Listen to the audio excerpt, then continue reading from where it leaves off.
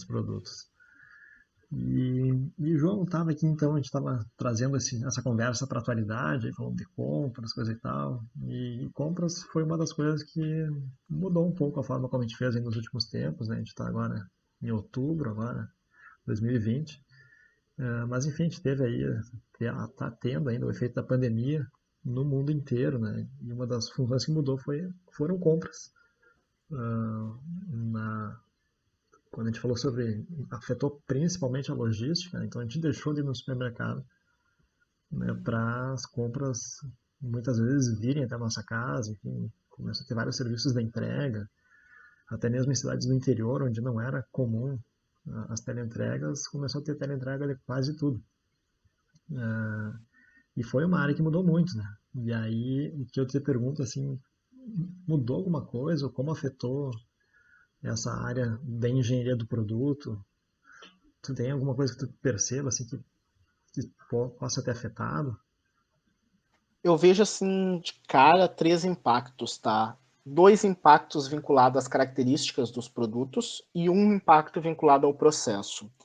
Bom, a engenharia do produto, como vocês devem imaginar, geralmente ela é desenvolvida muito por equipes discutindo as coisas baseado no que o cliente viveu. Então, ela uma coisa muito de salas fechadas com designers, marqueteiros, alguns engenheiros para poderem realizar toda essa discussão necessária. Muitas vezes tu chama o cliente para aquela sala, tu faz experimentos com o cliente, dependendo da empresa, cria um cenário lá todo de simulação para o cliente para testar se o produto está funcionando ou não.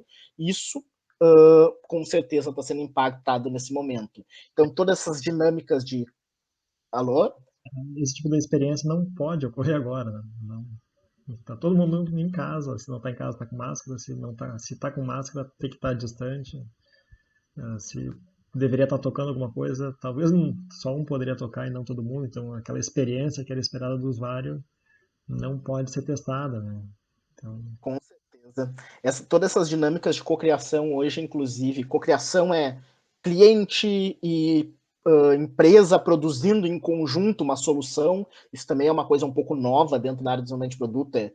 Tu discutindo com o teu cliente, o cliente dando ideia e vocês meio que construindo junto a solução. Tudo isso está sendo um desafio, inclusive teórico hoje. Como que a gente vai conduzir essas coisas, como a gente conduzia com qualidade, com toda essa experimentação nesse momento de pandemia. Então, nesse momento, está tendo que ser tudo muito habilitado por tecnologia. Eu tenho que, de alguma forma, conseguir fazer o meu cliente viver uma experiência sem ele estar vivendo a experiência de fato. Eu tenho que testar um celular sem ele estar com o celular na mão. Então, eu preciso, de alguma forma, usar aqui esses meios aqui que a gente tem para ele conseguir experimentar e eu conseguir ter o feedback necessário para ver se o produto está entregando aquela funcionalidade. Então, eu vejo um momento bastante forte no processo também. vou te interromper falando assim, me vem muito a palavra realidade virtual, né? Para tu poder fazer o cliente experimentar, no mínimo tu vai ter que fazer com que ele experiencie ali um pouco de realidade virtual, realidade aumentada, enfim, usar dessas tecnologias que antes, há não muito tempo atrás, soavam como coisas futurísticas ali de filme de ficção científica. Está bem próximo, né? Então hoje em dia praticamente qualquer celular a gente pode fazer um sisteminha, botar ele na frente dos olhos e conseguir ali ter uma experiência 3D, né? Seria uma experiência de realidade virtual e também substituindo, de certa forma, aqueles óculos de realidade virtual. Então, cara, a tecnologia tá aí, né? É disponível a praticamente todo mundo. Hoje, com certeza, Ricardo, o mercado ele vai puxar essas tecnologias para que a gente possa fazer as experiências necessárias. Uhum. Uma coisa é fato, o mercado precisa continuar produzindo produtos com competitividade e ele precisa muito dessas simulações. Então, de alguma forma, as tecnologias que suportam essas interações vão acabar nascendo. E eu acho que a realidade virtual é a realidade aumentada, realidade virtual, tudo isso aí são coisas que com certeza vão acabar participando da dinâmica do processo. Voltando para a questão agora sobre o impacto nos produtos. Eu vejo dois impactos. Um que eu acho que já ficou bastante intuitivo para as pessoas, baseado no teu prelúdio ali, quando tu fez as tuas apresentações da área, questão dos transportes. Muito provavelmente a gente vai ter que diminuir peso de embalagens, porque eu preciso transportar mais. Dizem, inclusive, que as garrafas PET entraram muito no mercado por causa do transporte. Não era viável ficar transportando uma série de garrafas de vidro e acabar entrando com uma garrafa PET que é ruim do ponto de vista sustentável, mas, por outro lado, permite um transporte maior e economiza mais gasolina. Então, acaba tendo impacto dos dois lados. Independente da garrafa PET ou da garrafa de vidro, a gente vai usar muito mais teleentrega. E esses produtos vão ter que estar adaptados à teleentrega.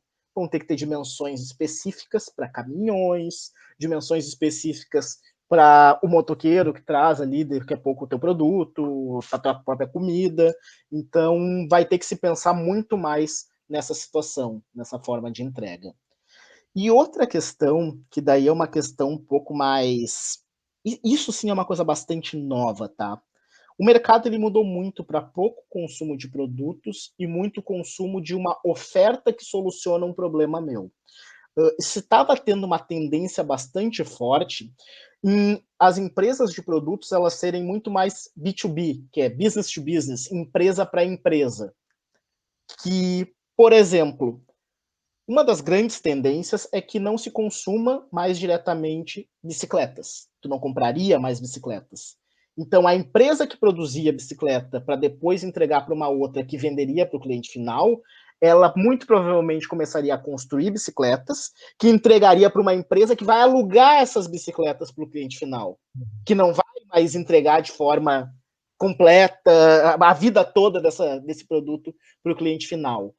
Imagina se isso também está tendo estudos. Eu acho que esse é um tipo de estudo dos. Talvez seja o estudo que mais esteja acontecendo nesse momento. Tem uma série de artigos saindo nesse sentido, de que talvez esteja tendo que dar um passo atrás no mercado. Vai ter que se voltar para a entrega de produtos para o cliente final, porque essas possibilidades de compartilhamento, provavelmente durante um período, vai acabar sendo desestimulada.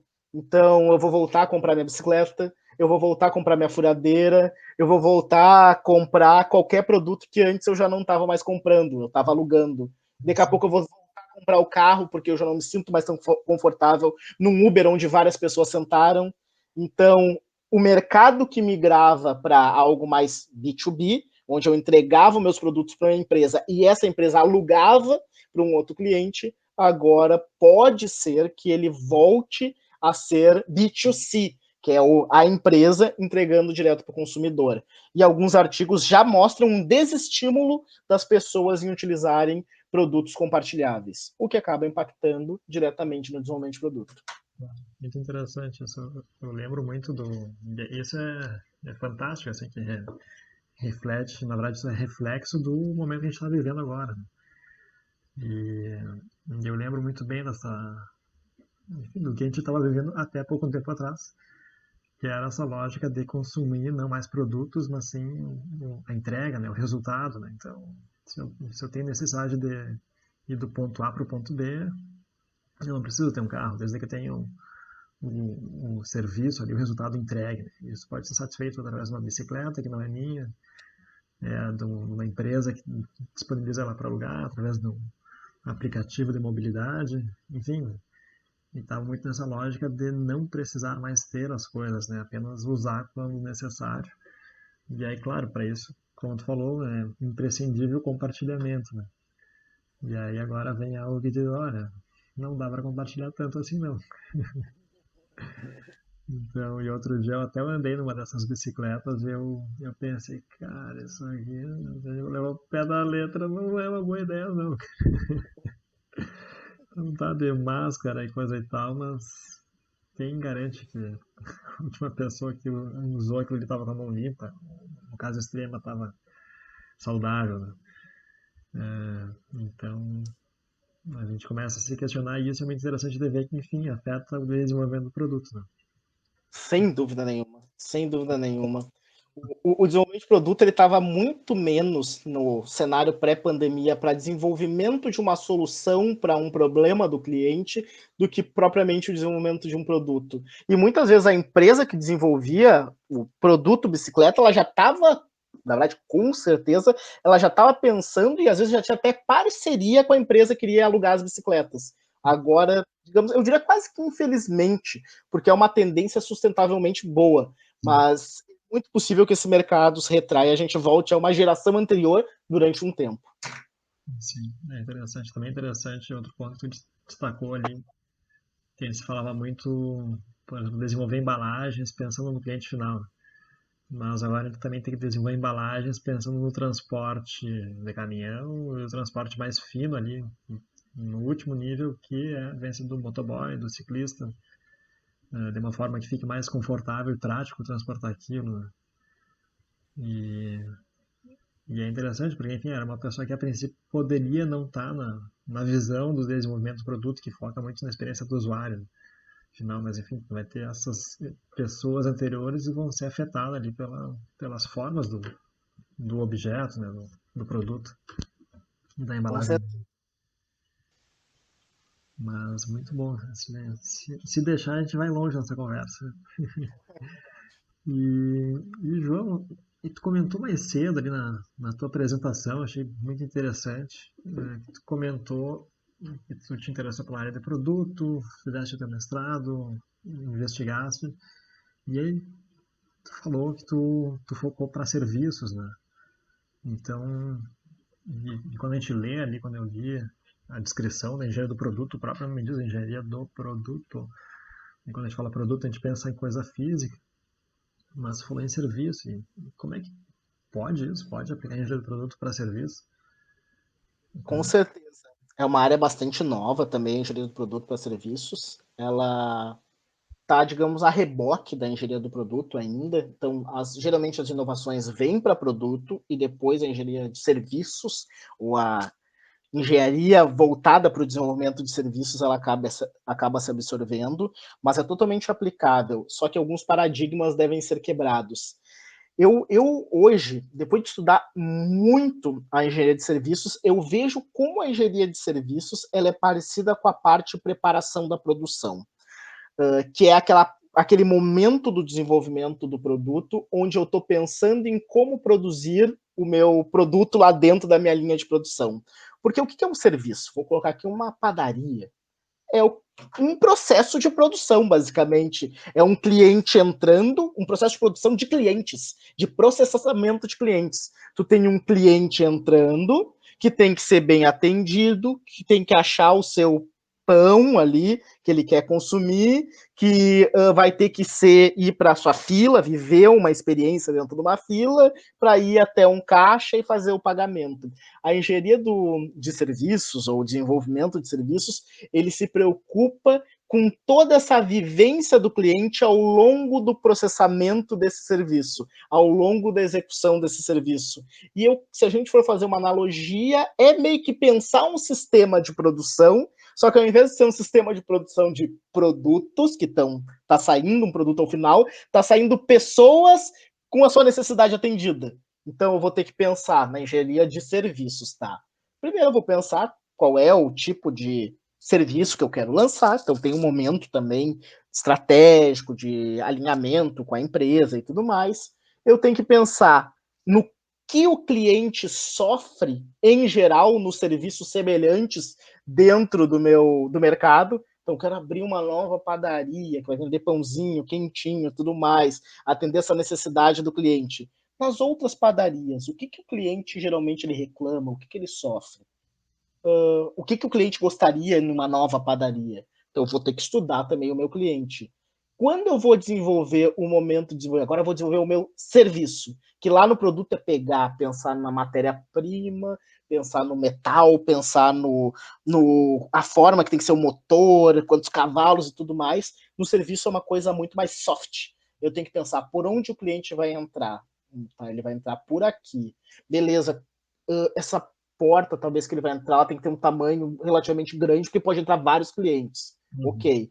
Ter alguém que logo de cara vai vir e vai indicar ele daqui a pouco, que ele tem que ir lá para o fundo, porque lá é que ele pega o pãozinho na padaria. Lá já tem que ter uma pessoa atendendo ele com uma certa especificidade. Tem que ser simpático, tem que ser rápido para pegar o pão e ao mesmo tempo ser cortês. Essa pessoa, de forma intuitiva, ela já tem que entender, essa pessoa que eu falo, o cliente, que o caixa fica lá no fundo. E já tem que se direcionar direto ao caixa. E no caixa, tu tem que logo ser atendido para logo tu poder sair e um outro cliente entrar e ser processado dentro do caixa. Digamos que num serviço, isso é bem louco, eu diria até, eu estou trocando as partes do produto por pessoas, tipo, eu estou especificando como tem que ser o meu atendente, eu estou especificando como tem que ser o balcão aonde está ali exposto os pães, eu estou especificando como é que tem que ser o piso, tem que ser mais frio, tem que ser mais quente, vai depender da região. Então, as partes do produto são equivalentes ou análogas às partes do processo do serviço. Específico pessoas, especifico partes ali que o cliente está vendo, especifico a ambientação do meu serviço, especifico como que eu gostaria que fosse essa experiência para o cliente, ele vai sentir calor, ele vai sentir frio. Então, é muito parecido com o desenvolvimento de um processo, se a gente for parar para pensar. Bacana, cara, bem. É bonito de ver, assim. De ver não, é de ouvir, de imaginar. Porque é só em imaginação. E é interessante, assim, que é o mesmo processo de desenvolvimento, e aí como tu citou, agora o que está em movimento não é modificado, mas enfim, sofre experiências ali, né? E o que tem que ser projetado não é o que está em movimento, mas sim as coisas estáticas, né? Então, que é, digamos, diferente da engenharia do produto, né? Então, também quando tu falou sobre pensar em uma parede, uma porta aqui, a largura da porta, também comecei a pensar, bom, as pessoas têm que falar com o arquiteto, né, que vai desenvolver o lugar. Dependendo da estrutura do lugar, tem que falar com o engenheiro civil para ver se vai poder ter uma porta tão larga assim. Enfim, então tem que se acabar, vai ter que falar de repente com o pessoal da decoração também, porque às vezes é muito funcional, numa visão muito de engenheiro, é bonita a coisa. Então também tem que ter uma visão um pouco mais harmoniosa ali, do ponto de vista da experiência, né? E, enfim, isso é muito interessante. Também, quando a gente percebe isso, também a gente consegue ver se lugares que têm sucesso, normalmente a experiência de ir lá é agradável, a gente tem uma experiência bacana. E também em lugares onde não tem sucesso, tu vê que a experiência do cliente, ali, a trajetória dele não é muito boa, assim, não é muito bem pensada, é truncado o processo, ou até mesmo às vezes o cliente fica perdido, né? Então, dependendo se é um cliente novo que chega numa loja que não teve esse pensamento de como vai fluir o processo, a gente fica pensando, e agora, onde é que eu peso o pão, onde é que eu pago? E aquilo acaba incomodando. Mas, enfim, quando é uma coisa fluida, assim, a experiência é muito bacana. E é muito importante, Ricardo, tu pensar em toda a jornada do cliente, isso aqui também trazendo um pouco das teorias novas, inclusive antes de ele viver a experiência dentro do teu serviço, porque reconhecendo como está chegando o teu cliente, tu já pode fazer uma experiência adequada àquilo. Hoje, por exemplo, a nossa vida é muito corrida. Então, muitas pessoas não vivem com prazer e já chegam estressadas na padaria. Vou passar na padaria às 6 da tarde, depois do meu trabalho, onde eu já briguei, já estou estressado e já sei que amanhã vou ter que acordar cedo e o negócio está uma loucura lá no trabalho. Entre pegar o pão, eu já tenho que buscar meu filho na creche. Então, tipo, se eu reconhecer que existe toda uma situação em que essa pessoa está posicionada dentro de uma própria jornada, daqui a pouco eu vou fazer com que as coisas tenham que ser muito rápidas nesse ambiente. O cliente não quer ficar parado numa fila. Se o meu atendente já for grosso, provavelmente vai ter uma chance de já ter uma briga nesse momento. Então aqui é muito importante que eu tenha o que a gente chama de funcionário de linha de frente, que é o funcionário que fala com o cliente. Esse cara tem que ser muito cortês, porque talvez aquela cortesia dele já vai jogar toda uma experiência num dia que está complicado. Então, tu tem que entender o que ele está vivendo, nos limites que ele entrou e saiu da tua empresa, mas para tu poder desenvolver bem isso, eu tenho que entender como que ele chegou na minha empresa também. Toda a vida dele antes disso. Que bacana, que bacana. É muito interessante, porque também, se a gente descuidar isso, não adianta tu ter lá um pão que foi feito ao menor custo, ao menor lead time, com a melhor qualidade até, né, o pão mais saboroso, mas se tu esqueceu de ver esses detalhes, né, e tu não cuidou para botar uma pessoa muito cortês ali na linha de frente, vai tudo para água abaixo, né? Então vai, cara, não. Mas tu fica pensando, pô, mas tchê, era tudo bom, cara. Onde é que foi que errou o negócio, né? Então tá aí nesse detalhe que aparentemente seria muito sutil. Mas quando a gente tem essa visão do desenvolvimento, do produto, do serviço ali no caso, né? Tu consegue ter essa, eu diria assim, do meu ponto de vista, essa sutileza, né? Claro, quem tá dentro da área não é uma sutileza, é uma coisa mais gritante. Mas enfim, é muito, muito bacana, assim, e realmente empolgante ali para a área, né? Até fiquei meio tentado aqui. Engenharia do produto, eu acredito que muita gente vai estar balançando aí para engenharia do produto já desde o primeiro semestre. Mas, João, né, da minha parte aí, assim, se eu pudesse, falaria mais tempo contigo sobre esse tempo, mas enfim, também não podemos abusar dos ouvintes aí que vão estar nos ouvindo. Então, da minha parte, eu encerraria por aqui. Não sei se tem alguma colocação a mais para falar para os alunos, para os ouvintes aí. Eu gostaria de falar que a engenharia do produto é uma área muito interessante, é uma das únicas áreas, talvez, da engenharia de produção, onde a gente, de fato, está olhando para o cliente e façam como tu tem feito, Ricardo. Quando receberem um produto, pensem, esse produto está fácil de manusear? Será que eu não me estresso para poder atingir aquele objetivo que eu quero com esse produto? Tem uma caneta, ela facilmente tem que escrever, eu facilmente tem que trocar de cor. Tá simples isso. Quando eu recebo um produto, ele vem numa embalagem. Essa embalagem, muita gente já deve ter vivido isso. Essa embalagem tá fácil para eu desmontar e logo pegar o meu produto. Comecem a ser críticos com aquilo, porque com certeza atrás daquele produto teve alguém que pensou: esse cliente vai chegar, vai desembrulhar, vai abrir, vai usar. Ele vai usar várias vezes ao dia. Se nessas várias vezes ao dia ele tiver mini estresses na utilização dele, ele vai acabar o dia maluco e totalmente estressado. Então pensem, vivam a experiência com produtos, sendo críticos ao produto em questão. Bacana, é um bom exercício. Mas enfim, João, eu te agradeço muito aí o tempo, a dedicação, a energia, a empolgação aí e a contagiante, enfim, entusiasmo pela área da engenharia do produto. Isso é muito importante para todos, né? Mas especialmente para quem está começando em um curso de engenharia de produção. Eu que agradeço. Então, tá bom. Obrigado. Então, encerramos por aqui a nossa conversa. Então, mais uma sobre